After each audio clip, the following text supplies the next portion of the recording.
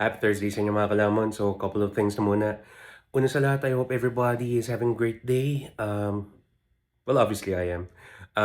Numero uno ay dahil watching Game 4 of the NBA Finals and the New York Knicks, your New York Knicks, our New York Knicks, has come back from the biggest point deficit in NBA playoff history, 29 points to secure the win. Ang dami yung mapapanood ng mga sports analyst diyan sina Charles Barkley, um, inside the NBA ba, tapos sina Stephen A.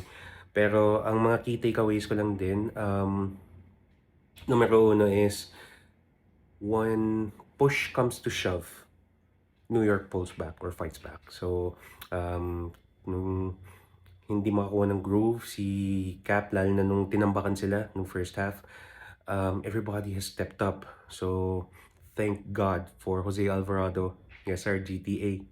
Grand Theft Alvarado just pulling in the clutch. Tapos nakita mo yung mga plays, no? Let's just say na they got even. Yes, sir. And maraming salamat din, of course, kay Cap at saka kay Cat because they played their heart out. Much appreciation kay Josh Hart, the heart of the team.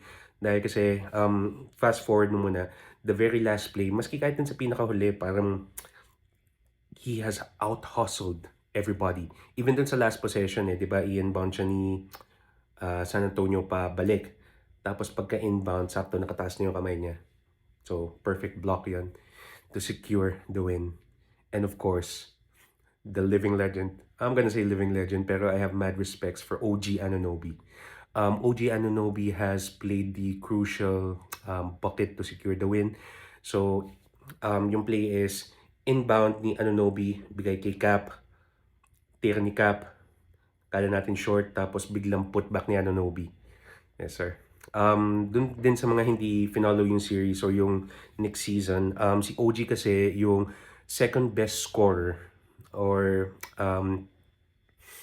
ganun it's a play between siya at si Cat na second after Captain Bronson to lead in points.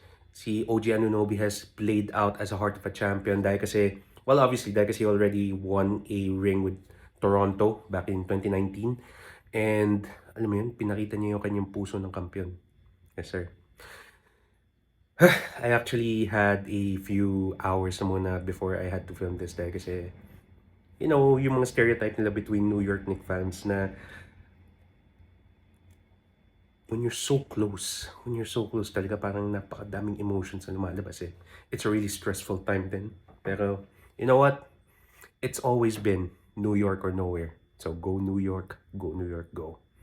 Sige, pangalawang agenda natin today. So, you see the shirt, diba?